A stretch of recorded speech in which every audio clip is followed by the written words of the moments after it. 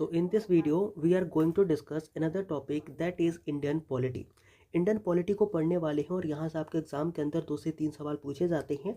काफ़ी to the point होते हैं और स्टैटिक होते हैं, तो वो हम स्टैटिक टॉपिक और टू द पॉइंट टॉपिक ही देखेंगे। ज़्यादा डिटेल में पढ़ने से हमें कोई फ़ायदा भी नहीं होने वाला, क्योंकि यहाँ से आपके क्वेश्चंस उतने सारे नहीं पूछे जाते और जो पूछे भी जाते हैं वो स्टैटिक होते हैं। तो हम स्टैटिक चीज़ों को देखेंगे और कुछ इंपॉर्टेंट हमारे रेगुलेटिंग एक्ट या फिर चार्टर एक्ट रहे थे उनके बारे में हम बात करेंगे। बाकी सारों के बारे में बात करने की कोई उतनी ज़्यादा हमें नीड भी नहीं है। देखो, सबसे पहला और इम्पोर्टेंट जो आपको एक्ट याद रखना है वो कौन सा है, मैं बता दूं आपको। तो इंडियन काउंसिल एक्ट 1909 यानी कि 1909 का इंडियन काउंसिल एक्ट आपको याद रखना है। क्यों रखना है? क्योंकि यहाँ पर कम्युनल रिप्रेजेंटेशन की बात करी गई थी। तो आपसे क्वेश्चन पूछेगा कि जो कम्युनल रिप्रेजेंटेशन है इसकी बात किस एक्ट में करी गई थी, तो 1909 के एक्ट में ये बात करी गई थी। फिर हम बात करते हैं एक्ट ऑफ 1919 यानी कि 1919 का एक्ट।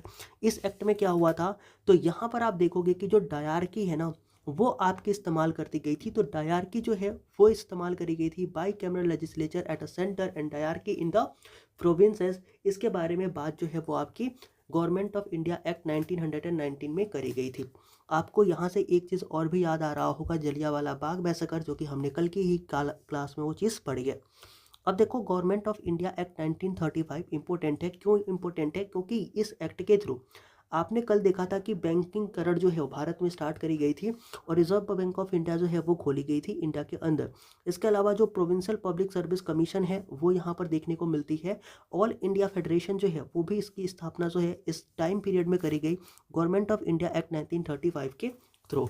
इसके अलावा अगर मैं आपको बताऊं तो गवर्नमेंट ऑफ इंडिया एक्ट 1858 आपके लिए इंपॉर्टेंट है। क्यों इंपॉर्टेंट है इसके बारे में भी बात कर लेते हैं। तो आपको पता लगेगा कि जो हमारी गवर्नर जनरल का जो पावर था ना, गवर्नर जनरल, इसको वायसराय के ऑफ इंडिया के रूप में जो है वो कन्वर्ट कर दिया गया था। और जो ब्रिटिश अथॉरिटी थी ना, यानी कि जो हमारी ब्रिटिश गवर्नमेंट हुआ करते थे इंग्लैंड में, उसने क्या किया था कि जो अपना ट्रांसफ़र ऑफ पावर है ना वो कर लिया था ईस्ट इंडिया कंपनी से। तो इसके लिए भी आपको ये चीज़ याद रखनी है। बाकी यहाँ पर आप देखोगे तो पिट्स इंडिया एक्ट आपके लिए इंपॉर्टेंट हो जाता है 1784 का। क्यों? क्योंकि यहाँ पर डुअल गवर्नमेंट जैसी चीज़ आपको देखने को मिलती है और इसलिए ये काफ़ी ज़्यादा इंपॉर्टेंट हो जाता है। बाकी यहाँ पर कुछ और चीज़ आपके लिए इंपॉर्टेंट होना हो, चार्टर एक्ट 1833, ये आपके लिए एक और बार इंपॉर्टेंट हो जाता है। क्यों हो जाता है? क्योंकि यहाँ पर आपको देखने को मिलेगा कि यहाँ पर जो सेंट्रलाइजेशन ऑफ पावर है वो थोड़ा स्टार्ट हो जाता है और ये किसके साथ चला जाता है? गवर्नर जनरल ऑफ इंडिया के साथ चला जाता है। यानी कि जो पहले गवर्नर जनरल ऑफ इंडिया रहे थे उनके साथ ये पावर जो है वो एसोसिएट कर दिया जाता है। तो ये कुछ हमारे इंपॉर्टेंट एक्ट थे जो हमारे लिए इंपॉर्टेंट थे। यहाँ से क्वेश्चन पूछे गए हैं पीवाईक्यूज में, तो इसमें हमने पढ़ना ज़रूरी था और हमने इसको पढ़ लिया और समझ लिया। आगे बढ़ते हैं। Framing of the Indian constitution, यानी कि जो हमारे भारत का संविधान है वो बना कैसे, इसके बारे में अगर हम बात करते हैं तो हम क्या कर सकते हैं और क्या देख सकते हैं। तो फ्रेमिंग ऑफ इंडियन कॉन्स्टिट्यूशन की हम बात करते हैं। सबसे पहले आप देखोगे तो M N Roy was the person in 1934। इन्होंने क्या किया था, आइडिया दिया था कि वी हैव अ कॉन्स्टिट्यूशन, यानी कि हमारे पास एक कॉन्स्टिट्यूशन होना चाहिए। इसके लिए क्या हुआ था कि the demand of the constituent assembly was first accepted by the British in August of 1940। ये क्वेश्चन पूछा जा चुका है कि जो हमारी कॉन्स्टिट्यूशन है उसकी डिमांड एक्सेप्ट कब हुई थी, तो अगस्त ऑफर 1940 के अंदर ये डिमांड जो है वो एक्सेप्ट होती है कि हमें कॉन्स्टिट्यूंट असेंबली भी बनानी है और उसके लिए हम क्या करेंगे, एक असेंबली तैयार करेंगे जो हमारे लिए कॉन्स्टिट्यूशन बनाएगी। Constituent assembly was set up in November 1946 as per the cabinet mission plan of 1946। यानी कि कैबिनेट मिशन प्लान के थ्रू ही हमारी कॉन्स्टिट्यूंट असेंबली बनाई गई थी और इसी के थ्रू हमारा जो कॉन्स्टिट्यूशन है वो बना था। ये आपको याद रखना है। अब यहाँ से क्वेश्चन पूछा जाता है कि मेंबर टोटल कितने थे, तो टोटल ऑफ 389 मेंबर्स आपको नज़र आते हैं जो कि कॉन्स्टिट्यूंट असेंबली में थे, जिनमें से 292 जो थे वो रिप्रेजेंटेटिव थे स्टेट्स के, 93 जो थे वो रिप्रेजेंटेटिव थे प्रिंसली स्टेट के। यहाँ पर 4 जो हमारे अदर पर्सन थे जो कि चीफ कमिश्नर प्रोविंसेस से आए हुए थे।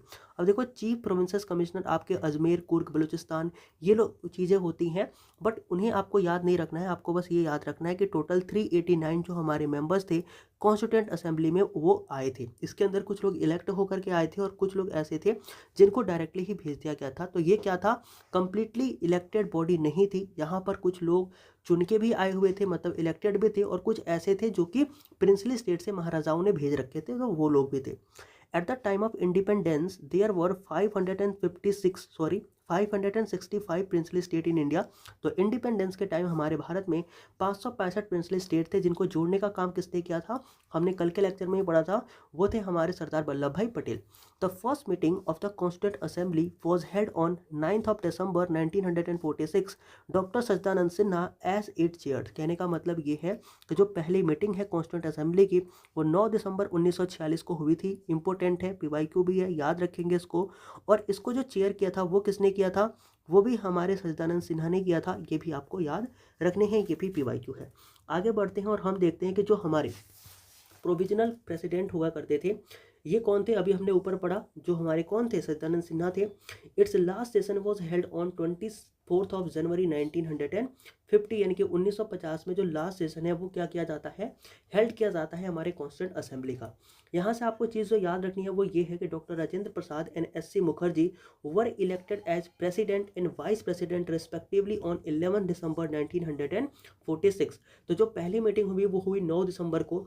दूसरी जो मीटिंग होती है, जो सेकेंड मीटिंग आपकी होती है, वो होती है 11 दिसंबर 1946 को। इस दिन के अंदर क्या किया जाता है कि जो हमारे टेम्पररी प्रेसिडेंट थे उनकी जगह पर एक परमानेंट प्रेसिडेंट चुना जाता है, जो कि है डॉक्टर राजेंद्र प्रसाद, और SC मुखर्जी को वाइस प्रेसिडेंट जो है उस सभा का, उस समिति का चुन लिया जाता है 11 दिसंबर 1946 को। फिर क्या होती है कि drafting committee was constituted on 29 August 1947। Doctor BR Ambedkar जो हैं वो इसके चेयरमैन होते हैं। तो आपसे क्वेश्चन क्या पूछा जाता है FCAT में कि जो ड्राफ्टिंग कमेटी है उसके चेयरमैन कौन थे, तो याद रखेंगे कि doctor BR Ambedkar was the chairman of that drafting committee that was constituted on 29 अगस्त 1947। यहाँ पर आपको याद रखना है कि other members of drafting committee, जिनके अंदर आप देखेंगे कि N गोपाल स्वामी अय्यर, अल्लादे कृष्णा स्वामी अय्यर, KM मुंशी, सैयद मोहम्मद सदाउल्ला खान, N माधव राव, जिनको रिप्लेस किया था BT खेतान ने, या सॉरी BL मित्तर को, और TT कृष्णामाचारी जो कि रिप्लेस हुए थे DP खेतान के द्वारा। तो ये बेसिकली क्या है, हमारे पर्सन है जो कि यहाँ पर मेंबर हुआ करते थे। तो मेंबर से भी कभी कभार क्वेश्चन पूछ लेता है, 4 ऑप्शन दे देगा, बोलेगा कौन इसमें से मेंबर नहीं है ड्राफ्टिंग कमेटी के। तो ये सारे नाम आपको, जो 7 पर्सन है, इनके नाम आपको याद रखने हैं, क्योंकि यहाँ से क्वेश्चन पूछे गए हैं PYQ के अंदर। आगे बढ़ते हैं और हम पढ़ते हैं नेक्स्ट, जो कि हमारा है the constituent assembly took 2 year 11 month and 18 days to complete the constitution. यानी कि कॉन्स्टिट्यूशन को कंप्लीट करने के लिए 2 साल 11 महीने और 18 दिन का समय जो है वो लगता है कॉन्स्टिट्यूंट असेंबली को कि वो कॉन्स्टिट्यूशन रेडी करते हैं। The constitution was adopted on 26 नवंबर 1949, यानी कि 1949 26 नवंबर, ये तारीख और ये दिन याद रखिएगा। इस दिन क्या मनाया जाता है, तो कॉन्स्टिट्यूशन डे मनाया जाता है। इस चीज़ को याद रखिएगा, इसको मोदी जी ने स्टार्ट किया था। कॉन्स्टिट्यूशन डे के रूप में हम क्या करते हैं, सेलिब्रेट करते हैं इस 26 नवंबर को। 1949 में इस दिन कॉन्स्टिट्यूशन को अडॉप्ट कर लिया गया था। फिर क्या बारी आती है कि 24 जनवरी 1950 जन गण मन, इसको अडॉप्ट किया गया as the national anthem. PYQ है, पूछा गया है, याद रखेंगे कि जन गण मन को है वो किस दिन अडॉप्ट किया गया, तो 24 जन को किया गया था, और ये 1950 में किया गया था, भारत का नेशनल एंथम है। The constitution came into force on 26 जनवरी 1950। मैंने आपको कल के सेशन में भी बताया था कि इस दिन हुआ क्या था कि जो हमारे जवाहरलाल नेहरू हैं उन्होंने क्या किया था इस दिन, आपको पता है कि इन्होंने क्या किया था, एक तरीके से पूर्ण स्वराज की घोषणा करी थी। और 26 जनवरी को 1930 के अंदर उन्होंने क्या किया था, एक इंडिपेंडेंस डे मनाया था रावी नदी के किनारे। तो उसी चीज़ को मेमोरी में बनाने के लिए, उस मेमोरेबल करने के लिए हमने 26 जनवरी को कॉन्स्टिट्यूशन को क्या करा, लागू करा। बिकॉज ऑफ दिस डे, हमने अभी यहाँ पर जो चीज़ पढ़ रहा हूँ उसको मैंने पहले ही बता दिया कि 1930 में पूर्ण स्वराज डे जो है वो सेलिब्रेट किया गया था बाय द इंडियन नेशनल कांग्रेस, और 26 January is celebrated as a Republic Day in India. ये आप याद रखेंगे, अभी कुछ दिनों में आने वाला है वो है भी। ओरिजिनली आप देखेंगे the constitution contain 395 article, 22 parts and 8 schedule. ये चीज़ आपको याद रखनी है कि हमारे कॉन्स्टिट्यूशन के अंदर 395 आर्टिकल थे, 22 पार्ट और 8 शेड्यूल हुआ करते थे। बट प्रेजेंटली आप देखेंगे तो 448 आर्टिकल्स हो चुके हैं, 25 पार्ट्स और 12 शेड्यूल जो है वो हो चुके हैं। अब ये जो पहले हमारे 8 शेड्यूल थे, अब ये 12 हो गए ना। इन 4 से क्वेश्चन पूछा जाता है कि कौन कौन से हमारे शेड्यूल ऐड करेंगे। तो यहाँ पर हम जब आगे लेक्चर को कंटिन्यू करेंगे तो वहाँ पर ये चीज़ें आएंगी, देन हम पढ़ लेंगे। अभी हम पढ़ते हैं committee of the constituent assembly. यानी कि जो हमारी कॉन्स्टिट्यूएंट असेंबली थी उसकी जो कमेटी थी वो कौन कौन सी थी उनके बारे में हम बात करते हैं। देखो यूनियन पावर कमेटी, यहाँ से कमेटी देकर के आपसे पूछा जाता है कि कौन उसको लीड कर रहा था। तो यूनियन पावर कमेटी को लीड किया जा रहा था बाय द जवाहरलाल नेहरू, तो इस चीज़ को आप याद रखेंगे। फिर आता है यूनियन कॉन्स्टिट्यूशन कमेटी, इसको कौन लीड कर रहा था, तो Pandit Jawaharlal Nehru also chair this committee. And आप देखेंगे कि प्रोविंशियल कॉन्स्टिट्यूशन कमेटी जो थी ये हमारे सरदार पटेल जी कर रहे थे, और drafting committee doctor B R Ambedkar ji कर रहे थे। जब आप बात करते हो फंडामेंटल राइट एंड माइनॉरिटीज़ की कमेटी की, तो ये सरदार वल्लभ भाई पटेल ही कर रहे थे। रूल्स ऑफ प्रोसीजर कमेटी ये जो था वो डॉक्टर राजेंद्र प्रसाद कर रहे थे, और स्टीयरिंग कमेटी जो थी वो भी डॉक्टर राजेंद्र प्रसाद के द्वारा ही क्या करी जा रही थी, चेयर करी जा रही थी। तो ये इंपॉर्टेंट कमेटीज़ हैं जो कि हमें याद रखनी है। अब हम बात करते हैं इंटरिम गवर्नमेंट की। देखो इंटरिम गवर्नमेंट यानी कि जब आप देखोगे कि जो हमारा इंडिया है ना वो क्या हो गया, आज़ाद तो हो गया, बट जो फुल फ्लेजेड गवर्नमेंट है वो आपको 1950 के बाद से ही देखने को मिलती है। तो ये जो हम 47 से 3 ईयर तक की गवर्नमेंट रन करे थे, इस 3 ईयर के गवर्नमेंट को चलाया किसने, तो इसके लिए इंटरिम गवर्नमेंट बनाई गई थी। और उस इंटरिम गवर्नमेंट के बारे में हम बात कर लेते हैं। जो इंटरिम गवर्नमेंट ऑफ इंडिया थी ना उसे फॉर्म किया गया था 2 सितंबर 1946 को, और इसके अंदर आप देखेंगे तो जवाहरलाल नेहरू को यहाँ पर बनाया गया था external affair and Commonwealth relation का हेड। ऐसे आप देखेंगे कि जो सरदार वल्लभ भाई पटेल है इनको home ministry, information and broadcasting ministry जो है वो दी गई थी संभालने के लिए। वहीं इसके बाद आप देखोगे तो डॉक्टर राजेंद्र प्रसाद जो थे इनको फूड एंड एग्रीकल्चर का डिपार्टमेंट दिया गया था। जॉन मथाई ये हमारे भारत के इंडस्ट्रियल एंड सप्लाईज मिनिस्ट्री भी हुआ करते थे। फिर आप जगजीवन राम को देखेंगे तो इन्हें लेबर मिनिस्ट्री मिली थी और ये लेबर के मिनिस्टर हुआ करते थे। सरदार बलदेव सिंह जो है ये डिफेंस मिनिस्टर हुआ करते थे। जो हमारे लिए इंपॉर्टेंट है, क्वेश्चन पूछा गया है कि जो हमारे इंटरिम गवर्नमेंट थी वहाँ पर डिफेंस मिनिस्टर कौन थे, तो वो हमारे थे सरदार बलदेव सिंह। फिर आप देखेंगे CH भाभा ये हमारे वर्क माइंस एंड पावर के मिनिस्टर हुआ करते थे। लियाकत अली खान ये हमारे फाइनेंस मिनिस्टर हुआ करते थे। एंड यहाँ से भी आपके PYQ के अंदर क्वेश्चन पूछा जा चुका है। अब देखेंगे अब्दुल राव निस्तार जो है ये पोर्ट एंड एयर के मिनिस्टर हुआ करते थे। असफ अली जो रेलवे एंड ट्रांसपोर्ट का मिनिस्टर है ये हुआ करते थे। सी राजगोपालाचारी ये एजुकेशन एंड आर्ट के मिनिस्टर हुआ करते थे। एंड ये भी आपका PYQ है, ध्यान भी रखेंगे। सी राजगोपालाचारी से क्वेश्चन आपके एग्जाम में पूछा गया है। जब आप देखेंगे कि चनुद्रीगर ये कौन है हमारे, ये हमारे कॉमर्स मिनिस्टर हुआ करते थे। गजनफर अली खान हेल्थ मिनिस्टर हुआ करते थे। और जोगिंदर नाथ मंडल जो है ये वो लॉ मिनिस्टर हुआ करते थे। तो ये कुछ इंपॉर्टेंट मिनिस्ट्रीज थी जो किसके हाथ में थे, यहाँ से कभी कभार क्वेश्चन पूछे गए हैं। देखो salient feature of our Indian constitution की अगर हम बात करें, यानी कि हमारे इंडियन कॉन्स्टिट्यूशन के जो फीचर्स हैं इंपॉर्टेंट वो कौन कौन से हैं, इसके बारे में अगर हम बात, तो हमें क्या नज़र आता है कि the Indian constitution is the lengthiest written constitution in the world. यानी कि दुनिया की सबसे जो लेंथीएस्ट कॉन्स्टिट्यूशन है ना वो हमारी कौन है, इंडियन कॉन्स्टिट्यूशन है। तो इस चीज़ को आप याद रखेंगे। इसके अलावा आप देखेंगे कि under the constitution the people of India are the ultimate sovereign, यानी कि जो आपकी पीपल ऑफ इंडिया है वही हमारी क्या है, इस कॉन्स्टिट्यूशन के बोल सकते हो कर्ता धर्ता हैं। The constitution stand for a secular state, यानी कि जो हमारा कॉन्स्टिट्यूशन है ये हमें सेक्युलर स्टेट बनाता है या बताता है। फिर आप देखेंगे constitution content federal feature as well as unitary features, यानी कि यहाँ पर हमें फेडरल एंड यूनिटरी दोनों ही तरीके के जो फीचर्स हैं वो देखने को मिलते हैं। कॉन्स्टिट्यूशन प्रोवाइड सिंगल सिटीजनशिप, तो आपको यहाँ पर सिंगल सिटीजनशिप देखने को मिलेगी आपके कॉन्स्टिट्यूशन के अंदर। फिर यहाँ पर देखेंगे कि there is a single integrated and independent judiciary, यानी कि यहाँ पर आप देखेंगे तो जो हमारी जुडिशरी है वो सिंगल है, वो एक दूसरे से जुड़ी हुई है, और इंटीग्रेटेड जुडिशरी आपको यहाँ पर देखने को मिलती है। आप देखेंगे Indian constitution has special provision of emergency, यानी कि इमरजेंसी का हमारे पास स्पेशल प्रोविज़न है, और हमें पता है कि इमरजेंसी कब कब आनी चाहिए और कब नहीं आनी चाहिए। Article 326 of the constitution of India deal with the election to the house of people and to legislative assemblies of the state on the basis of adult suffrage. आप देखेंगे कि the procedure of the amendment of the constitution is partially flexible and partially rigid. तो ये हमारी क्या थी, एक तरीके से इंपॉर्टेंट फीचर्स थे हमारे इंपॉर्टेंट कॉन्स्टिट्यूशन के, जो कि हमने देखा। अब यहाँ से क्वेश्चन पूछा जाता है कि हमने कौन सा फीचर अपने किस कंट्री से लिया था जो हमारे इंडियन कॉन्स्टिट्यूशन में है, तो वो हमारे लिए इंपॉर्टेंट है, तो उसको पढ़ेंगे। सबसे पहले हम देखते हैं यूके से हमने क्या क्या लिया था। यूके यानी कि यूनाइटेड किंगडम, जिसे हम इंग्लैंड भी बोलते हैं। तो यहाँ से हमने क्या क्या लिया था, यहाँ से हमने लिया था parliamentary government, cabinet system, bicameral parliament, CAG का office, single citizenship, law making and procedure. तो ये हमने कहाँ से लिया है, यूके से लिया है। जब आप बात करते हो USA की, तो यहाँ से आपने क्या लिया है, written constitution, preamble, fundamental right, function of president and vice president, judicial review, independence of judiciary. ये चीज़ हमने कहाँ से ली है? ये हमने यूएसए से ली है। एक चीज़ आपको बता दूं कि यूएसए से जब आप बात करते हो तो आप रिटन कॉन्स्टिट्यूशन प्रियम्बल के साथ साथ जो जुडिशियल चीज़ें होती हैं वो आप यहीं से उठाते हो। जबकि हम बात करते हैं रशिया से, जिसको हम फॉर्मर यूएसएसआर बोलते हैं, यहाँ से हमने क्या क्या लिया हुआ है? तो यहाँ से फंडामेंटल ड्यूटीज़। अब देखो, फंडामेंटल राइट आपने कहाँ से लिया था? यूएसए से लिया था। लेकिन जो फंडामेंटल ड्यूटीज़ है आप रशिया से लेते हो। आइडिया ऑफ जस्टिस, जिसमें कि सोशल, इकोनॉमिक एंड पॉलिटिकल, तीन तरीके के जस्टिस हमारे कॉन्स्टिट्यूशन में मेंशन है। Social justice, economic justice and political justice, क्या आप कहाँ से लेते हो? रशिया से लेते हो। एंड जो हमारी जुडिशरी है वो कहाँ से लेते हो? आप यूएसए से लेते हो। मैं यहाँ पर रिलेट भी कर देता हूँ ताकि आपको याद हो जाए। देखो, प्रियम्बल जो है आपने कहाँ से लिया है? रशिया से लिया है। बट जो लैंग्वेज ऑफ प्रियम्बल है वो आपने कहाँ से लिया है? वो आपने लिया है रशिया से। और जो हमारी ओरिजिनल प्रियम्बल है ना, मतलब एक प्रियम्बल होना चाहिए, ये आपने कहाँ से लिया है? यूएसए से लिया है। लेकिन लैंग्वेज कहाँ से लिया है? आपने रशिया से लिया हुआ है।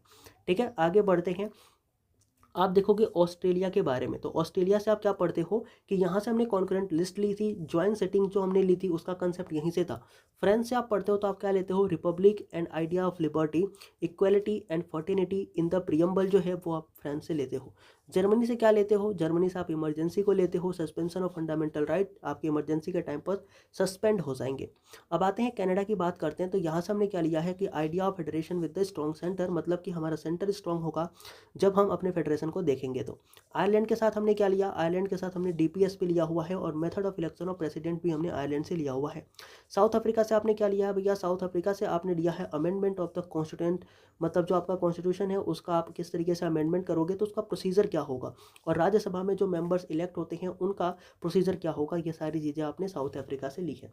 आगे बढ़ते हैं और पढ़ते हैं नेक्स्ट, जो कि हमारे पार्ट ऑफ द कॉन्स्टिट्यूशन है वो कौन कौन से होते हैं। देखो, टोटल अभी हमने पढ़ा कि वी हैव 22 पार्ट्स, जिसके अंदर पार्ट 1 क्या डील करता है उस चीज़ को पढ़ते हैं। देखो, पार्ट 1 में आर्टिकल 1 से 4 तक आप पढ़ते हो, और ये डील करता है with the territory of union, formation of new state, alteration of boundaries and name of the existing state. तो यहाँ पर आपको ध्यान रखना है कि आर्टिकल 1 जो है ये क्या करता है? डील करता है with the territory of India. और आर्टिकल 2 जो है ये किससे डील करता है? फॉर्मेशन ऑफ न्यू स्टेट से। आर्टिकल 3 जो है ये डील करता है alteration of boundaries and name से। और जो हमारी आर्टिकल 4 है वो कहती है कि अगर इन सारी चीज़ों से कोई चीज़ करी जाती है तो वो हमारी किस में काउंट नहीं होगी? कॉन्स्टिट्यूशनल अमेंडमेंट में काउंट नहीं होगी। इस चीज़ के बारे में वो बताता है। आप बात करते हो पार्ट 2 की, जो कि आर्टिकल 5 से 11 तक आता है। इसके अंदर आप बात करते हो प्रोविजन ऑफ सिटीजनशिप की, यानी कि आप सिटीजनशिप के बारे में पढ़ते हो और इसके बारे में बात करते हो, जो कि आप यहाँ पर देख भी पाओगे। आर्टिकल 3 सॉरी पार्ट 3 में आप क्या डील करते हो, जो कि 12 से 35 तक है। यहाँ पर आपको फंडामेंटल राइट के बारे में चीज़ें बताई गई हैं। यहाँ पर आप ध्यान रखिएगा कि आर्टिकल 31 जो था वो डील करता था राइट टू प्रॉपर्टी को, जिसको डिलीट कर दिया गया था by the 44th amendment act. अब ये लीगल राइट बन गया है आर्टिकल 300A के अंदर, और ये आपका PYQ है, इसलिए आपको मैंने बता दिया कि ये चीज़ आपको याद रखनी है। अब देखो, पार्ट 4 जो हमारा है, पार्ट 4 क्या करता है? आर्टिकल 35 से लेकर के 51 तक है, और ये DPSP के साथ जो है वो डील करता है, directive principle of state policy. तो DPSP, ठीक है, मैंने DSP लिख दिया। यहाँ पर आप देखिएगा कि DPSP जो है उससे ये क्या करता है? डील करता है। अब देखिएगा पार्ट 4A जो है ये हमारा डील करता है, जिसको 42nd अमेंडमेंट एक्ट 1976 में ऐड किया गया था। इसने फंडामेंटल ड्यूटीज़ को ऐड करा था। किसके कहने पर ये ऐड किया गया था? तो सरदार स्वर्ण सिंह की कमेटी जो थी वो आप याद रखेंगे, सरदार जी मैं लिख दे रहा हूँ शॉर्ट में, आप ध्यान रखिएगा कि सरदार जी के द्वारा, इनके सरदार स्वर्ण सिंह की जो कमेटी थी उनके द्वारा इसे ऐड किया गया था। आगे बढ़ते हैं, पार्ट 5 के बारे में पढ़ते हैं। पार्ट 5 डील करता है यूनियन गवर्नमेंट के साथ। पार्ट 6 जो है ये डील करता है स्टेट गवर्नमेंट के साथ। पार्ट 7 जो है ये डील करता है स्टेट, और उनको रिपील्ड किया गया है 1956 की बाय द 71st अमेंडमेंट। ठीक है, इंपॉर्टेंट नहीं है। ठीक है, आगे बढ़ोगे। पार्ट 8 जो है ये किसके साथ डील करता है? यूनियन टेरेटरी के साथ डील करता है। पार्ट 9 जिसको ऐड किया गया था, अभी मैंने आपको बताया था ऊपर ही, तो पार्ट 9 जो है ये डील करता है किसके साथ? पंचायत के साथ और म्यूनसिपैलिटी के साथ। आई जस्ट होप ये उसी के साथ डील करता है। Added 73 amendment in 1992 contain a new schedule, जिसमें कि 11 था। It contain 29 subject to Panchayati Raj. बिल्कुल वही बात है। यहाँ पर आप देखिएगा तो पार्ट 9 जो है जिसको 73rd अमेंडमेंट एक्ट के थ्रू ऐड किया गया था, और ये पंचायत के साथ क्या करता है? डील करता है। एक चीज़ मैं आपको बता दूं कि जो आपकी पंचायत के अंदर जो सेक्टर्स डिवाइड हुए हैं, जो सब्जेक्ट डिवाइड हुए हैं, वो कितने हैं? 29 है, जो कि ज़्यादा है किससे, म्यूनसिपैलिटी से। ये चीज़ आप ध्यान रखिएगा। म्यूनसिपैलिटीज़ को हम देखते हैं पार्ट 9A में, जो कि 74 कॉन्स्टिट्यूशनल अमेंडमेंट एक्ट के थ्रू ऐड किया गया था। और यहाँ पर अगर आप देखोगे तो सिर्फ और सिर्फ 12 शेड्यूल ही यहाँ पर नज़र आते हैं, जबकि हमारे पंचायत के अंदर आपके 29 सब्जेक्ट जो हैं वो यहाँ पर नज़र आते हैं। आप यहाँ से यहाँ पर 12 नहीं है, 18 सब्जेक्ट है। तो यहाँ पर आप ध्यान रखिएगा कि जो 18 सब्जेक्ट्स हैं वो आपके म्यूनसिपैलिटीज़ में नज़र आते हैं। देखो अब हम बात करते हैं पार्ट 9B की। तो यहाँ पर कोऑपरेटिव सोसाइटी से डील करता है, इस चीज़ के बारे में आपको पता होने चाहिए। अब देखो पार्ट 10 जो आपका है ये डील करता है schedule caste and tribal area के साथ। पार्ट 11 जो है ये डील करता है relationship between union and state के साथ। पार्ट 12 जो है ये डील करता है with the distribution of revenue between the union and state, appointment of the finance commission article 280। ध्यान रखिएगा कि फाइनेंस कमीशन आर्टिकल 280 के साथ हमारा कौन सा डील करता है पार्ट, वो है पार्ट नंबर 12। पार्ट नंबर 13 की बात करते हैं तो ये रिलेट होता है to the trade, commerce and industry sources with the territory of India. तो ये सारे कुछ पार्ट्स हैं जो कि हमारे लिए इंपॉर्टेंट थे। इसमें याद रखिएगा ये वाला पार्ट थोड़ा इंपॉर्टेंट है ज़्यादा, जो कि ऑफिशियल लैंग्वेज के साथ डील करता है। आप मेरे को बताना भारत में कितने टोटल ऑफिशियल लैंग्वेज हैं। तो आई थिंक 22 हमारी लैंग्वेज जो है ना वो ऑफिशियल है, जो कि हमें देखने को मिलती हैं। तो पार्ट नंबर 17 और 15 और 2 17, यानी कि पार्ट नंबर 17 जो है ये हमारा किससे डील करता है, ये डील करता है विद द ऑफिशियल लैंग्वेज। ठीक है, इस चीज़ को आप पढ़ेंगे और समझेंगे भी। आगे बढ़ते हैं और नेक्स्ट देखते हैं क्या हमारे लिए इंपॉर्टेंट है। तो हमारे लिए इंपॉर्टेंट होता है part number 18, part number 19, part number 20, 21 और 22। तो यहाँ पर आप देखिएगा कि जो पार्ट नंबर 18 है, पार्ट 18, ये डील करता है with the provision of emergency. इसके अलावा जो पार्ट नंबर 19 है ये आपके लिए इंपॉर्टेंट ज़्यादा है नहीं, तो आप इसे छोड़ सकते हो। पार्ट नंबर 20 ये अमेंडमेंट ऑफ द कॉन्स्टिट्यूशन के साथ डील करता है, तो ये भी इंपॉर्टेंट है, इसको भी आप याद रखेंगे। Part number 21, article 369 give temporary power to the parliament to make the laws for the state list. फिर आप देखोगे तो यहाँ पर ये सारी चीज़ें खत्म होती है। अब यहाँ पर एक नोट है जो कि आपको याद करना है कि article 370 content temporary state provision of Jammu and Kashmir, special status of Jammu and Kashmir prohibited in August 2019। अब आप मेरे को ये बताना कि ये जो आर्टिकल 370 था इसको किस अमेंडमेंट के थ्रू हमने डिलीट किया। ठीक है, ये अगर ये आपको पता है तो याद रखिएगा। ये आई थिंक मैं बता नहीं रहा हूँ, लेकिन आप मेरे को बताना ये किस अमेंडमेंट के थ्रू जो है वो डिलीट किया गया था। अब आते हैं शेड्यूल्स के बारे में पढ़ते हैं। टोटल हमारे 12 शेड्यूल हैं, तो उन 12 शेड्यूल को आप पढ़ेंगे और समझेंगे कि क्या क्या थे। देखो पहले हमारे पास 8 शेड्यूल थे, बाद में हमारे 4 शेड्यूल ऐड करे गए। तो जो ये हमारे शेड्यूल्स थे ना, इनको फटाफट से देखते हैं। जो फर्स्ट शेड्यूल है वो डील करता है जो हमारे स्टेट हो गया, यूटी हो गया और उनकी जो टेरिटोरियल एक्सटेंट हो गया, उन सारी चीज़ों। जो हमारी सेकंड शेड्यूल है वो डील करती है सैलरीज एंड उनके जो इमोलमेंट्स हैं, जो हमारे प्रेसिडेंट, गवर्नर, जज एंड ऑडिटर जनरल है उनके साथ। जो थर्ड शेड्यूल है वो कहता है कि आपको ओथ एंड अफर्मेशन कैसे लेनी है। फिर बात करते हैं फोर्थ शेड्यूल की, तो ये हमारे डील करता है विद राज्यसभा। जो हमारी फिफ्थ शेड्यूल है ये डील करता है with schedule area and schedule tribe. जो हमारी सिक्स्थ शेड्यूल है ये हमारे डील करती है असम, मेघालय, त्रिपुरा, मिजोरम, इन सभी के ट्राइबल एरियाज के साथ। ठीक है, तो इसको याद करने के लिए एक ट्रिक मैं दे देता हूँ, ATM नो मनी। ठीक है, तो यहाँ पर नो मनी भी आप करके याद रखिएगा।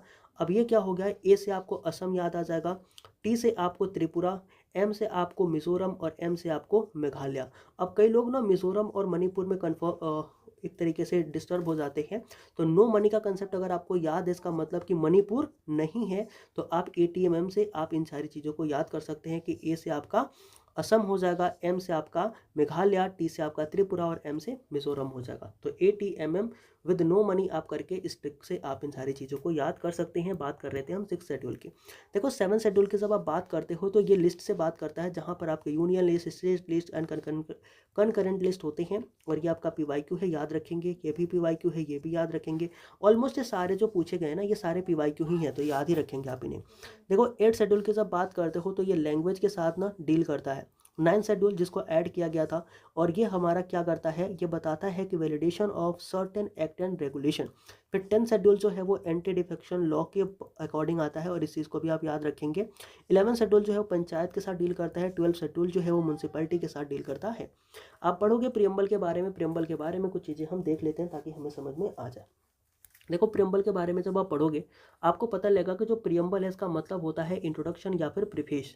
कॉन्स्टिट्यूशन ऑफ इसेंस जो हमारा कॉन्स्टिट्यूशन है इसको N.A. पालखीवाला ने क्या कहा था, जो कि कम्युनिस्ट जूरिस्ट थे, इन्होंने इसको कहा था कि identity card of the constitution, यानी कि ये हमारे कॉन्स्टिट्यूशन। N.A. पालखीवाला ने क्या कहा था, इसे identity card of the constitution भी कहा था। अब यहाँ पर आप ध्यान रखेंगे कि जो प्रियम्बल ऑफ द कॉन्स्टिट्यूशन है ना, ये बेस्ड है ऑन द ऑब्जेक्टिव रेजोल्यूशन, जिसको किसने मूव किया था, किसने लाया था इसको, वो थे हमारे जवाहरलाल नेहरू, और उन्होंने 13 दिसंबर 1946 को ये रेजोल्यूशन लेकर के आए थे, जिसको अडॉप्ट कर लिया गया बाद में कॉन्स्टिट्यूंट असेंबली के द्वारा, और इसे हमने प्रियम्बल के रूप में देखा है।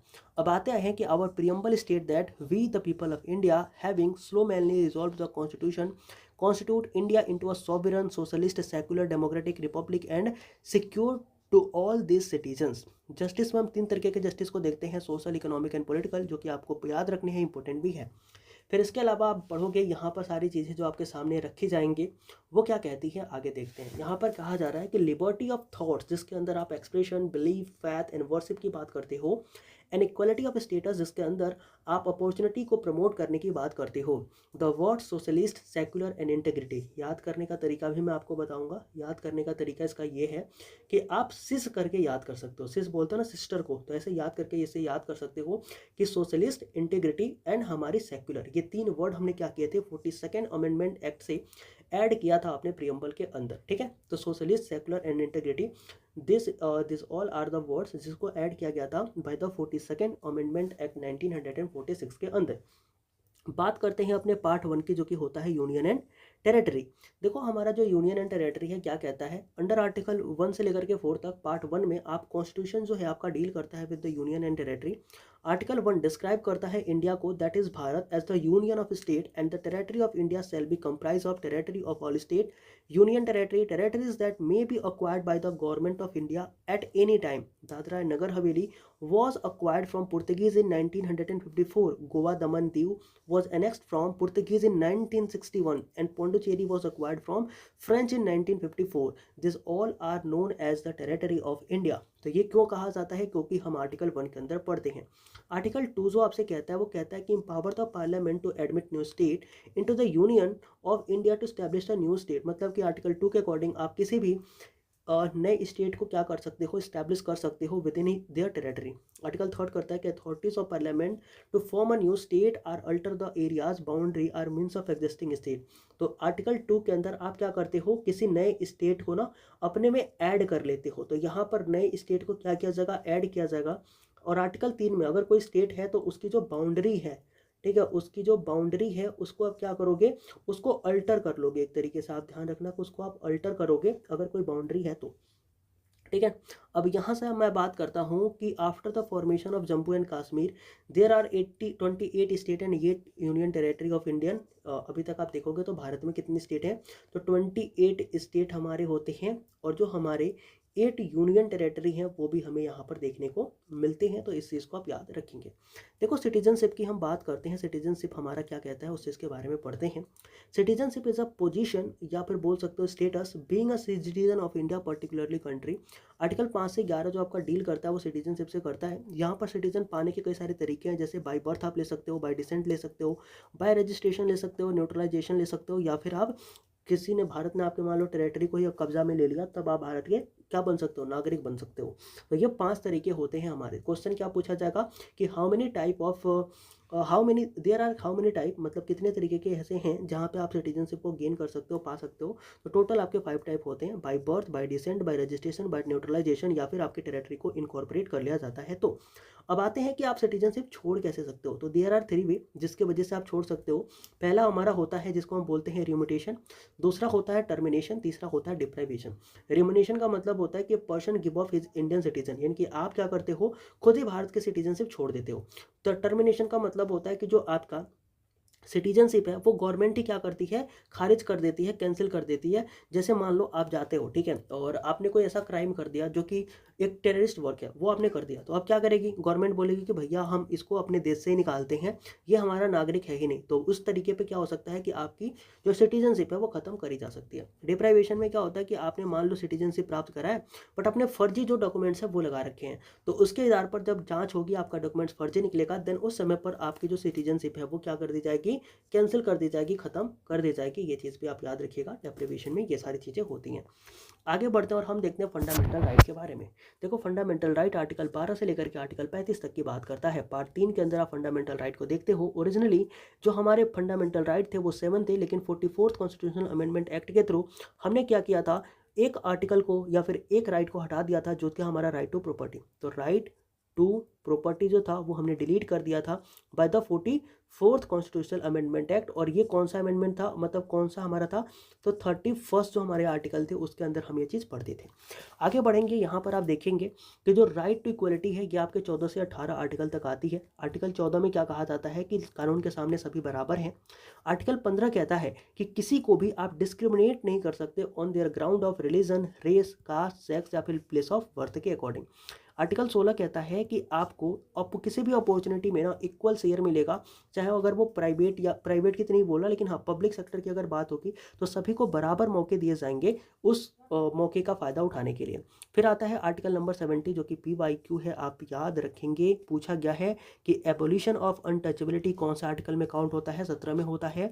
एबोल्यूशन ऑफ टाइटल कौन सा आर्टिकल में काउंट होता है, तो ये होता है 18 के अंदर। बाकी ऊपर जो आपने पढ़ा था ना, ये 15 वाला भी याद रखिएगा, ये भी PYQ है, और ये 16 वाला भी याद रखिएगा, ये भी पूछा गया है, तो ये आप याद रखेंगे। अब देखो आर्टिकल 19 से 22 तक के आर्टिकल को हम क्या कहते हैं, राइट टू फ्रीडम कहते हैं, जिसके अंदर आप देखते हो protection of certain right regarding the freedom of speech and expression, assembly, association, movement, residence and profession, ये सारे के सारे आर्टिकल 19 में आते हैं। क्वेश्चन पूछा गया है कि जो हमारी मीडिया है ना, जो आगे आकर के कुछ भी बोल देती है, ये किस आर्टिकल के थ्रू उनका फंडामेंटल राइट है, तो आप ध्यान रखेंगे कि आर्टिकल 19 के थ्रू ये उनका फंडामेंटल राइट है। फिर आप देखोगे कि protection in respect of conviction for offences, यानी कि अगर आपके पास कोई ऊपर आरोप लगाया गया है तो आपको प्रोटेक्ट करने की भी आपके पास क्या है, फंडामेंटल राइट है। Protection of life and personal liberty पूछा गया है, PYQ है, ध्यान रखिएगा। किस में है भैया, तो जो आपका पर्सनल ऑफ लाइफ एंड ये सब चीज़ें हैं, पर्सनल लिबर्टी वगैरह, ये किस आर्टिकल के अंदर आते हैं, तो आर्टिकल नंबर 21 के अंदर आते हैं। Free and compulsory education to all children at the age of 6 to 14 year, right to education under article 21, ये ध्यान रखेंगे। फिर आता है protection against arrest and detention in certain cases, article number 22 ये बात करता है। ठीक है, चलो आगे बढ़ते हैं। आर्टिकल राइट अगेंस्ट एक्सप्लॉयटेशन, यदि अगर कोई आपका एक्सप्लॉयटेशन हो रहा है, कोई आपको एक्सप्लॉयट कर रहा है, तो आपके पास कौन से राइट हैं, ये आपको 23 से 24 में मिलते हैं। सबसे पहला होता है prohibition of human trafficking and force labour, से रिलेटेड हमारा राइट कौन सा है, ये है हमारा आर्टिकल नंबर 23। फिर आप देखोगे कि जो आपका prohibition of unemployment of children in factories and etcetera जो है, ये आपका कौन सा है, तो ये भी आपका PYQ है, आर्टिकल नंबर 24। देखो आर्टिकल नंबर 23 कहता है कि अगर आपके साथ ह्यूमन ट्रैफिकिंग जैसी चीज़ हो रही है, फोर्स लेबर जैसी चीज़ हो रही है, तो आप इसके खिलाफ क्या कर सकते हो, कंप्लेन कर सकते हो, ये आपका फंडामेंटल राइट है। वहीं 24 कहता है कि अगर किसी बच्चे को किसी फैक्ट्री के अंदर काम कराया जाता है और वो बच्चा 14 साल से कम का है, देन आप क्या करोगे, उसके खिलाफ सुप्रीम कोर्ट जा सकते हो, उस बच्चे से काम नहीं करा सकते। क्यों, क्योंकि ये प्रोहिबिट है, मना किया गया है हमारे कॉन्स्टिट्यूशन में। फिर आता है right to freedom of religion, article 25 से 28। यहाँ पर आपको क्या ध्यान रखना है कि freedom to manage religious affair किस आर्टिकल में आता है, ये आता है आपके 26 में। Freedom from taxation of promotion of any particular religion किस में आता है, 27 आर्टिकल में आता है ये। Freedom from attention of religion institution, religious worship in certain educational institution कब आता है, 28 में आता है। तो यहाँ से कुछ इंपॉर्टेंट थे जो मैंने ऊपर आपको बताए थे, यही वाले कुछ हमारे जैसे 15, 16, 17, 18, यहाँ पर 19, 21, ये सब इंपॉर्टेंट है जो कि पूछे गए हैं। बाकी उतने ज़्यादा रैंडमली पूछे नहीं गए, बट हाँ आपको पढ़ने के लिए सारी चीज़ें पढ़नी चाहिए और आनी भी चाहिए। देखो कल्चरल एंड एजुकेशनल राइट्स की जब बात करते हो तो इसके अंदर आप अगर लैंग्वेज है, आपका कोई स्क्रिप्ट है, कोई कल्चर है माइनॉरिटीज़ का, उसे आप बचा के रखना चाहते हैं तो आप आर्टिकल नंबर 29 का यूज़ करके बचा सकते हैं। जब आप देखोगे कि right to minorities to establish and administer educational institution, ये आर्टिकल नंबर 30 के अंदर नजर आता है।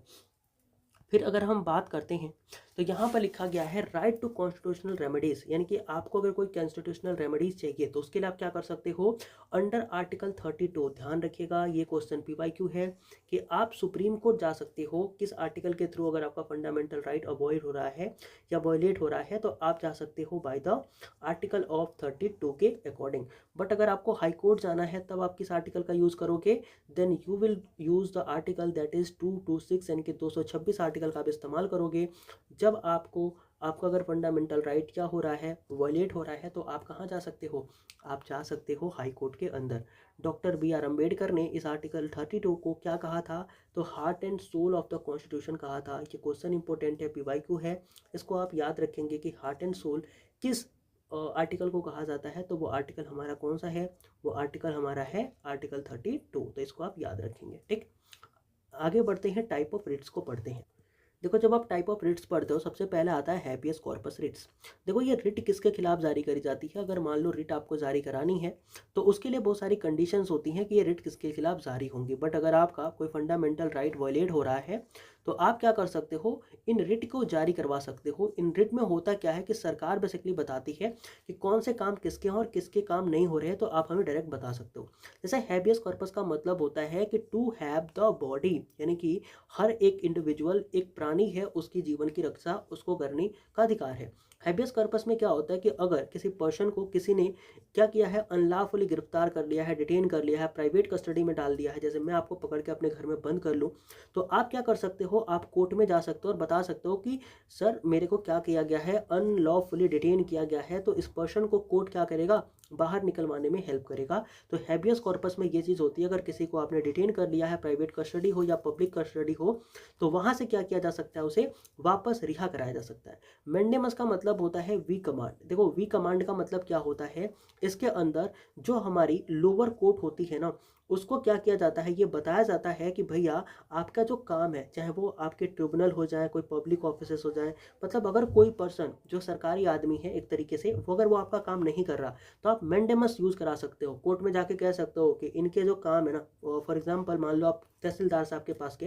तहसीलदार साहब से आप काम करवाना चाहते हो और वो आपके काम नहीं कर रहे, तो आप क्या कहोगे, आप जाओगे कोर्ट में कहोगे कि भैया मैंडेमस इनके खिलाफ जारी करो, क्योंकि ये जिस कुर्सी पर बैठे हैं ना, इनका काम है कि वो काम करे, बट ये काम ही नहीं कर रहे अपना। तो ये ध्यान रखेंगे कि ये प्राइवेट बॉडी के खिलाफ नहीं आता। जो आपका ये मैंडेमस होता है, ये प्राइवेट इंडिविजुअल के खिलाफ नहीं आता। ऐसा नहीं है कि आप मेरे को कहो कि आप क्यों नहीं पढ़ा रहे हो, तो आप मेरे को नहीं कह सकते। बट हाँ, अगर कोई सरकारी टीचर है वो नहीं पढ़ा रहा, तो उसको आप जरूर से बोलोगे कि भैया आपकी तो सरकार ड्यूटी है, पैसे दे रही है, क्यों नहीं पढ़ा रहे हो आप। तो वहाँ पे आप बोल सकते हो, हमें नहीं बोल सकते। तो इस तरीके से आप प्राइवेट इंडिविजुअल के खिलाफ ये चीज़ नहीं ला सकते, बट जो आप पब्लिक इंडिविजुअल्स हैं उनके खिलाफ ही ला सकते हो। इसमें यही होता है कि भैया आपकी जो ड्यूटी है आप उसे फुलफिल करें।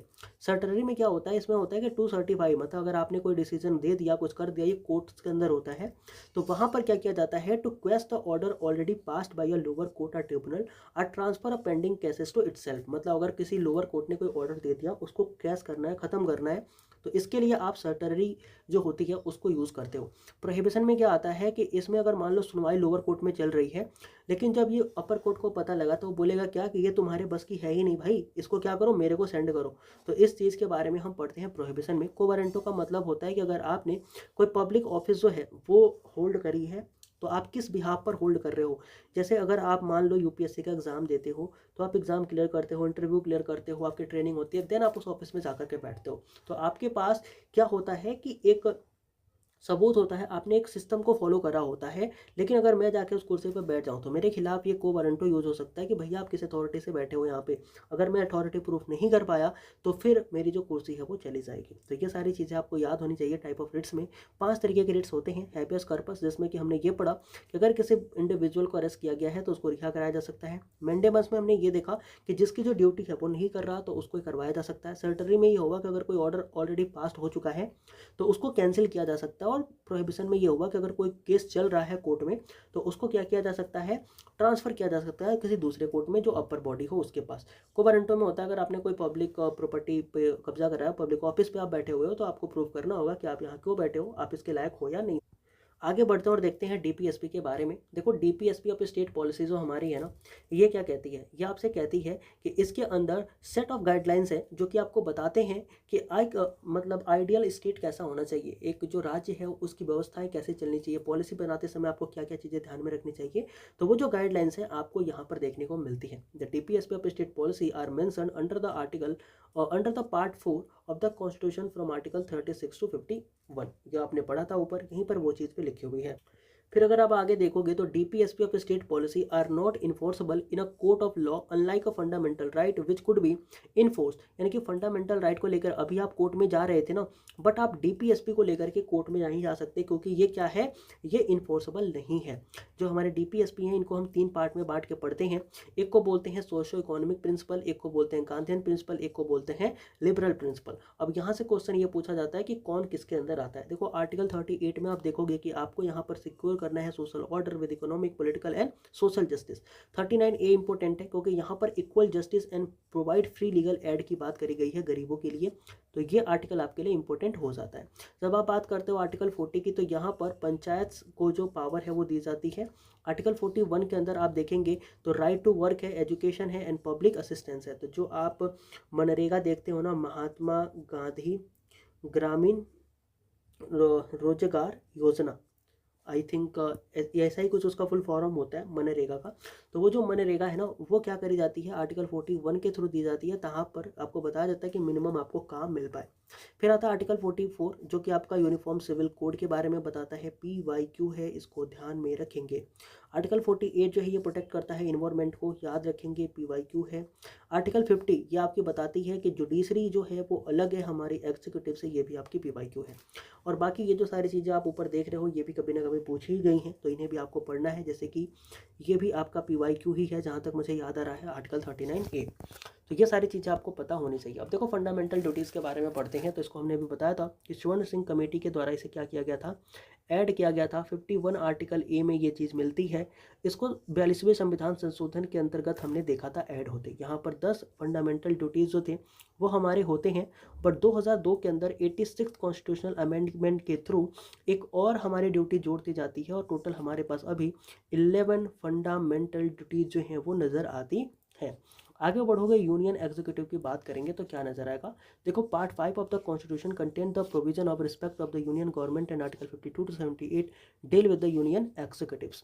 यहाँ पर आप देखेंगे कि यूनियन एग्जीक्यूटिव के अंदर कौन कौन से आते हैं। तो यहाँ पर president, vice president, prime minister and उनका जो काउंसिल ऑफ मिनिस्टर है, अटॉर्नी जनरल हैं, ये सारे के सारे आपके पार्ट 5 में कवर होते हैं। और ये सारे के सारे आपके मेंबर किसके हैं, यूनियन एग्जीक्यूटिव के मेंबर हैं। इस चीज़ को आप ध्यान में रखेंगे।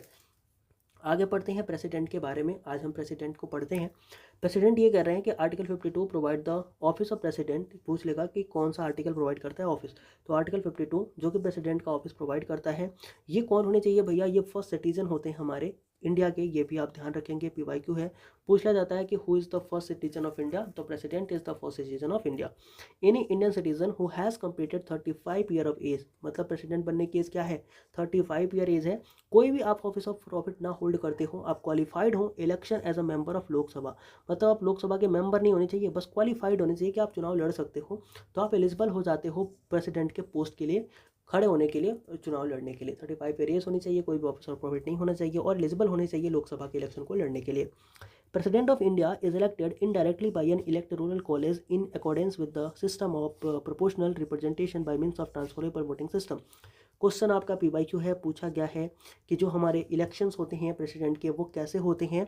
तो याद रखिएगा कि वो होते हैं आपके proportional representation by means of single transferable voting system. ठीक है, इस तरीके से आप याद करके रखोगे तो आपको याद हो जाएगा। खैर वो यहाँ पर लिखा भी हुआ है, तो ये वाली लाइन आप जरूर से पढ़िएगा क्योंकि ये इंपॉर्टेंट है और यहाँ पर आपको ये चीज़ नज़र आएगी। यहाँ पर लिखा जाता है कि the electoral college consist of elected members of both the house of parliament, elected members of state legislative assembly and elected member of legislative assembly of Delhi and Pondicherry. यहाँ पर नॉमिनेटेड मेंबर ध्यान रखेंगे नहीं पार्टिसिपेट करते आपके इलेक्शन ऑफ प्रेसिडेंट के अंदर। ठीक है, इस चीज़ को आप याद में रखेंगे। फिर आप पढ़ते हो कि all doubt and dispute regarding the election of president किसके द्वारा सुनवाई करी जाती है, सुप्रीम कोर्ट के द्वारा इसकी सुनवाई जो है वो करी जाती है। आगे बढ़ते हैं और हम देखते हैं जो नेक्स्ट है कि according to the article 56(1) the tenure of president is 5 year. Under the 61 I को याद रखिएगा कि जो प्रेसिडेंट है उनको इम्पीच किया जा सकता है उनके ऑफिस से। तो इम्पीचमेंट क्या होती है कि प्रेसिडेंट को उसके पोस्ट से हटाने को हम इम्पीचमेंट बोलते हैं। आर्टिकल 61 के अंदर ये चीज़ बोली गई है। प्रेसिडेंट को हटाया क्यों जा सकता है, तो violation of constitution is the ground, जिसके आधार पर आप इन्हें हटा सकते हो। देखो power and function of president की बात करते हैं तो सबसे पहले तो एग्जीक्यूटिव पावर्स इनके पास होती है, कौन सी पावर है भैया कि ही अपॉइंट प्राइम मिनिस्टर, याद रखेंगे प्राइम मिनिस्टर को अपॉइंट करते हैं। अदर मिनिस्टर जैसे कि चीफ मिनिस्टर, जजेस ऑफ सुप्रीम कोर्ट, जज of high court and attorney general of India and other executive heads. Question पूछा जाता है कि जो हाई कोर्ट के जज हैं वो किन के द्वारा अपॉइंट किए जाते हैं, तो याद रखेंगे कि वो आपके प्रेसिडेंट के द्वारा क्या किए जाते हैं, अपॉइंट किए जाते हैं, नियुक्त किए जाते हैं। ठीक है, all executive action of the government of India are formally taken in the name of president, जो आपको पता ही है। लेजिस्लेटिव पावर की अगर मैं बात करूं तो power to summon or prorogue, ध्यान रखना कि ये हमारे जो मीटिंग है उनको समन करते हैं, बुलाते हैं और प्रोरोग भी करते हैं। ये पार्लियामेंट की मीटिंग को डिसॉल्व भी करते हैं। And he nominates the 12 member in Rajya Sabha. अब ये ध्यान रखना कि 10 मेंबर ही हो गए हैं, क्यों, क्योंकि ये जो 2 हमारे मेंबर्स आते थे एंग्लो इंडियन कम्युनिटी से, इनको हटा दिया गया है। आर्टिकल आप मेरे को बताएंगे क्या, 102 आर्टिकल है, आप मेरे को बताना कि कौन सा आर्टिकल है। आई गेस कि 102 नंबर आर्टिकल जो है वही है ये। ठीक है, इस चीज़ को आप मेरे को बताना। बाकी आप देखोगे कि इन द लोकसभा, अगर आप देखोगे लोकसभा के अंदर भी ये चीज़ों अपॉइंट करते थे वो भी अब कैंसिल हो गया है। 2 पर्सन को ये अपॉइंट नहीं कर रहे जो एंग्लो इंडियंस के हैं।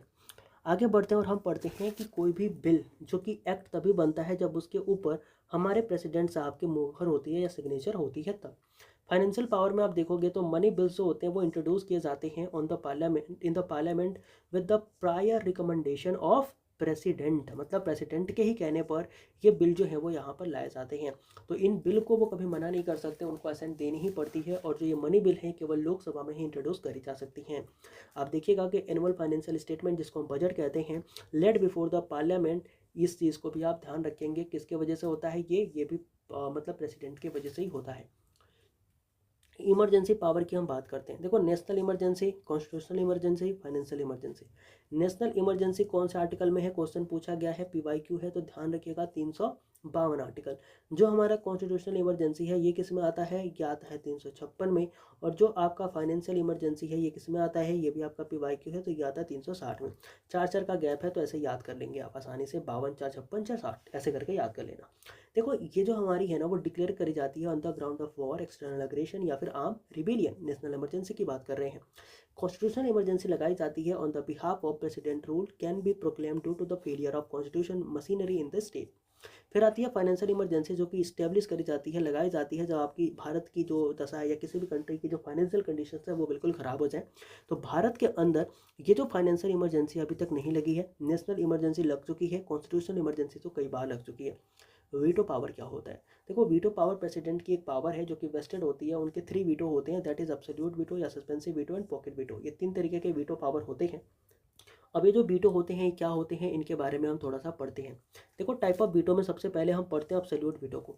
देखो, अब्सोल्यूट वीटो का मतलब होता है withholding of assent to the bill passed by the legislature. मतलब कि अगर मान लो कोई लेजिस्लेचर ने बिल पास किया, उसके ऊपर कोई सा भी एक्शन लेना है नहीं लेना है, ये कौन डिसाइड करेगा, प्रेसिडेंट। मान लो प्रेसिडेंट ने उस बिल को ना पास किया ना फेल किया, अपने पास ही रख लिया, तो वो कैसा वीटो हो गया, वो हो गया आपका अब्सोल्यूट वीटो। एक होता है सस्पेंसिव वीटो। सस्पेंसिव वीटो क्या होता है कि sending back of a bill with can be suspended by the legislative with an ordinary majority. कहने का मतलब ये है कि अगर मान लो मैं क्या हूँ, मैं एक तरीके से मानता हूँ खुद को कि मैं क्या हूँ, पार्लियामेंट हूँ, मैंने एक बिल सेंड करा अपने प्रेसिडेंट के पास कि भैया मुहर लगाओ। प्रेसिडेंट के पास एक पावर थी कि वो उस बिल को रख सकते थे, बट उस पावर का उन्होंने इस्तेमाल नहीं किया। उन्होंने बिल को मेरे पे सेंड कर दिया, रखा नहीं, कहा कि भैया इसमें थोड़े बहुत सस्पिशन मेरे को हो रहे हैं, थोड़ा एक बार वापस से रिलुक करके भेजो मेरे को, तब मैं सिग्नेचर करूंगा, तब मैं साइन करूंगा। तो ये पावर होती है सस्पेंसिव वीटो की, मतलब कि वो एक बार बिल को वापस से भेज सकते हैं कि भैया एक बार वापस से देख लो जरा, इसमें कोई ऐसा ना हो कि कोई गलत चीज़ लिखा हो। अब यहाँ पर एक काम आता है कि उस चीज़ को, ठीक है, या तो मैं अमेंड करके भेजूं या तो मैं बिना अमेंड करे भेजूं। अब दोबारा अगर मैंने भेज दिया तो अब प्रेसिडेंट जी को इस पर सिग्नेचर करने ही करने हैं। अगर नहीं करेंगे तो ये हो ही नहीं सकता, मतलब उनको करना ही करना पड़ेगा। इस चीज़ को आप ध्यान रखेंगे। आगे बढ़ते हैं, पॉकेट वीटो के बात करते हैं। देखो, पॉकेट वीटो जो है इसका मतलब होता है कि बिल तो उन्होंने ले लिया और बिल लेने के बाद उस पर कोई एक्शन ही नहीं ले रहा, अपने पॉकेट में ही डाल लिया। तो इस तरीके के वीटो को क्या बोलते हैं, पॉकेट वीटो बोलते हैं। 1986 में इस वीटो का इस्तेमाल जो है वो ज्ञानी जैल सिंह ने करा था पोस्टल बिल के ऊपर, इसलिए इसको भी याद रखेंगे। तो यहाँ पर 3 तरीके के वीटो पड़े। पहला अब्सोल्यूट वीटो, इसका मतलब होता है कि मेरे पास आपने बिल भेजा, उसको मर्जी किया तो असेंट दिया, मर्जी किया तो नहीं दिया। फिर आता है सस्पेंसिव वीटो। सस्पेंसिव वीटो में मैंने असेंट दिया नहीं बल्कि वापस भेज दिया कि लो भैया एक बार जरा वापस से चेक कर लो। फिर एक होता है पॉकेट वीटो कि मैंने उसको देखा और अपने जेब में डाल दिया कि चलो बाद में कभी दे दूंगा, अब मेरा जब मर्जी होगा तब मैं साइन करूंगा, तुम कुछ नहीं बोल सकते, जिसको बोलते हैं पॉकेट वीटो। देखो मिलिट्री पॉइंट, ये मिलिट्री पावर क्या होती है प्रेसिडेंट के मिलिट्री पावर होती है कि वो सुप्रीम कमांडर होते हैं हमारे आर्म फोर्सेस के, यानी कि हमारे डिफेंस फोर्सेस के वो क्या है, सुप्रीम कमांडर है। पीवाईक्यू है, पूछा जा चुका है, आपको याद भी होगा। इसके अंदर हमारे आर्मी, नेवी एंड एयरफोर्स जो है वो आते हैं। आप देखेंगे पार्डनिंग पावर, तो 72 आर्टिकल जो है वो प्रेसिडेंट को पार्डनिंग पावर देती है कि वो किसी को भी क्या कर सकते हैं, कंप्लीट पार्डन दे सकते हैं, माफ़ कर सकते हैं। और फिर आती है ऑर्डिनेंस मेकिंग पावर। इसके अंदर मान लो अगर हमारा पार्लियामेंट, ठीक है, अगर हमारा पार्लियामेंट आर्टिकल 1 2 3 याद रखेंगे, अगर हमारा पार्लियामेंट जो है वो टाइम पे नहीं बैठा है और उस टाइम पर कोई इमरजेंसी में रूल बनाना है तो उस रूल को हमारे प्रेसिडेंट साहब बना सकते हैं, जिस रूल की जो वैल्यू है वो कितने रहेंगी, 6 मंथ प्लस 6 वीक। इस चीज़ को आप याद रखिएगा। यहाँ पर आपको नजर आएगा कि आप इतनी ही तारीख तक, इतने ही दिन तक आप क्या कर सकते हो, रख सकते हो उस चीज़ को। तो ये भी ध्यान रखना कि उस समय पर जो ऑर्डिनेंस मेकिंग पावर होती है, मतलब प्रेसिडेंट भी रूल बना सकते हैं अगर मान लो कोई भी हमारा पार्लियामेंट क्या नहीं है, सेशन में नहीं है तब, ठीक है। बट ये टेम्प्रेरी होता है, जैसे मैंने बताया कि जैसे ही हमारी मीटिंग बैठेगी उन बिल पर डिस्कस करेगी और एक कानून बनाएगी, ठीक है, तभी तक ये कानून रहेगा। बात कर लेते हैं वाइस प्रेसिडेंट की। देखो वाइस प्रेसिडेंट आर्टिकल 63 में मेंशन है, कॉन्स्टिट्यूशन प्रोवाइड करता है the post of vice president in India. ये जो है वो 5 साल के लिए ऑफिस को होल्ड करते हैं। आर्टिकल 66 प्रोविजन 1 कहता है कि इलेक्शन जो इनका होता है वो इलेक्टोरल कॉलेज के माध्यम से होता है। यहाँ पर both house of the parliament जो है वो पार्टिसिपेट करते हैं, यानी कि यहाँ पर Lok Sabha as well as Rajya Sabha जो है वो पार्टिसिपेट करते हैं। यहाँ पर नॉमिनेटेड मेंबर जो है ना वो भी क्या करते हैं, पार्टिसिपेट करते हैं, तो ये भी चीज़ ध्यान रखेंगे। यहाँ पर आता है कि वो जो पर्सन चुनाव लड़ रहा है वाइस प्रेसिडेंट का, उसकी एज 35 ईयर होनी चाहिए, वो राज्यसभा का मेंबर होने के लायक होना चाहिए, एलिजिबल होना चाहिए। हो या ना हो इस चीज़ पे बहस नहीं है, बस वो होना चाहिए, इस बात पे बहस है। और यहाँ पर वो किसी भी गवर्नमेंट के पोस्ट को, स्टेट के पोस्ट को ना होल्ड करता हो और किसी भी profit of office of profit को वो होल्ड ना करता हो, ठीक है। आगे बढ़ते हैं। यहाँ पर आप देखेंगे लिखा हुआ है कि vice president act as ex officio chairman of Rajya Sabha as chairman of the Rajya Sabha, मतलब कि जो, तो यहाँ पर आपको ध्यान रखना है कि जो हमारे वाइस प्रेसिडेंट होते हैं वो एक्स ऑफिशियो चेयरमैन होते हैं राज्यसभा के। इनको आप ध्यान रखिएगा कि ये फर्स्ट इंस्टांस में तो वोट नहीं कर सकते, बट जब भी कभी ऐसा सिनेरियो आता है कि डेडलॉक हो जाता है तो उस सिनेरियो में ये वोट कर सकते हैं। He act as the president when vacancy occur in the office of president due to the resignation, removal, death or otherwise anything, मतलब कि अगर मान लो कुछ भी होता है तो उस समय पर जो प्रेसिडेंट की ऑफिस होती है अगर वो खाली होती है तो उसको ये चेयर करते हैं और एज अ प्रेसिडेंट ये काम करते हैं। अब देखो इंपॉर्टेंट फैक्ट कुछ आपको याद रखने हैं about the president and vice president of India के बारे में। Doctor Rajendra Prasad was the only president to have 2 consecutive term, ये आप याद रखेंगे। Justice M Hidayatullah then chief minister chief justice of supreme court discharged the duties of president in 1969 and the vice president in 1982। तो जो justice M Hidayatullah है ना, ये क्या बने थे हमारे, मतलब चीफ जस्टिस थे सुप्रीम कोर्ट का और इन्होंने प्रेसिडेंट एंड वाइस प्रेसिडेंट दोनों का रोल जो है वो निभाया है। VV Giri was the only person who won the election of the president as an independent candidate in 1969। तो इंडिपेंडेंट कैंडिडेट के रूप में वीवी गिरी ने ये चुनाव जीता है। He also had the shortest tenure as the vice president, vice president का सबसे छोटा टेन्योर भी इन्हीं का है। Neelam Sanjiva Reddy in 1977 was elected unopposed as no one else filed nomination for the post। तो नीलम संजीवा रेड्डी ये कौन है, ये मेल है, ध्यान रखना ये फीमेल नहीं है। तो ये मेल हमारे कैंडिडेट हैं जो हमारे राष्ट्रपति रहे हैं, ये अनअपोज हमारे कौन रहे हैं, प्रेसिडेंट रहे हैं, इनके खिलाफ किसी ने भी नॉमिनेशन नहीं फाइल करी थी। Doctor Zakir Hussain was the first Muslim president and first president to die in office. Mrs Pratibha Patil was the first women to become the president, ये भी याद रखेंगे। फिर आते हैं श्रीपल्ली राधाकृष्णन। तो श्रीपल्ली राधाकृष्णन जो हैं was the first vice president of India, जो कि 1952 से 62 तक रहे थे। फिर आते हैं वेंकैया नायडू जो हमारे 13th करंट वाइस प्रेसिडेंट हमारे हैं, अभी ये हट चुके हैं। अभी यहाँ पर कौन आ चुके हैं वेंकैया नायडू के बाद, आप देखिएगा तो यहाँ पर जयदीप धनखड़ जो हैं वो आ चुके हैं। और आपको पता ही है कि जो हमारी एक फीमेल अभी क्या है प्रेसिडेंट है, मुर्मू, ठीक है, उनका नाम मैं पूरा भूल रहा हूँ। तो मुर्मू जी जो हैं वो हमारी क्या है, प्रेसिडेंट हैं, इनको आप याद रखेंगे। तो अभी तक हम इतना ही रखते हैं। कल के लेक्चर में आई विल ट्राई कि आपकी जो पॉलिटी है वो ख़त्म हो जाए। यहाँ से इंपॉर्टेंट फैक्ट ही आपके एग्जाम में पूछे जाते हैं, तो ये सारी चीज़ें ना पढ़ने की हमें नीड नहीं है। यहाँ से वही सारे फैक्ट जो है जैसे आर्टिकल 74 75 ये किस चीज़ से डील करते हैं, तो कुछ इंपॉर्टेंट आर्टिकल कुछ इंपॉर्टेंट चीज़ें ही हैं जो कि हमें पढ़नी है, जो हमसे पूछी जाती है। बाकी सारी चीज़ें पढ़ के हमें कोई दिक्कत नहीं होने वाली है। तो आई होप ये सेशन आपको अच्छा लगा हो, जैसा भी लगा हो please tell me in the comment section and in the next section I will try कि आपकी जो पॉलिटी है वो ख़त्म हो जाए। तो मिलते हैं नए वीडियो में नए टॉपिक के साथ जो कि इंडियन पॉलिटी का ही होगा, उस दिन हम खत्म कर देंगे एंड फिर अपना स्टैटिक टॉपिक और डिफेंस वगैरह पढ़ना स्टार्ट करेंगे। तब तक के लिए जय हिंद।